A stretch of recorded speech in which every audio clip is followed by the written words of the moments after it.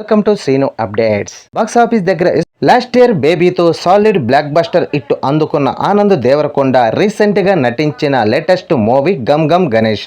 ఈ cinema recent గా release అయ్యి ఆడియన్స్ ముందుకు రాగా 2 సినిమాలను పోటీతో తట్టుకొని కూడా ఈ సినిమాకి ఆడియన్స్ నుండి మిస్డ్ టాక్ రెస్పాన్స్ సొంతం అయినా కూడా ఓవరాల్ గా వీకెండ్ లో పర్వాలేదనే కలెక్షన్ ని సొంతం చేసుకుంది. ఇంకా ఈ సినిమా బ్రేక్ ఈవెన్ అవ్వాలంటే ఇంకా కష్టపడాల్సిన అవసరం ఎంతైనా ఉంది.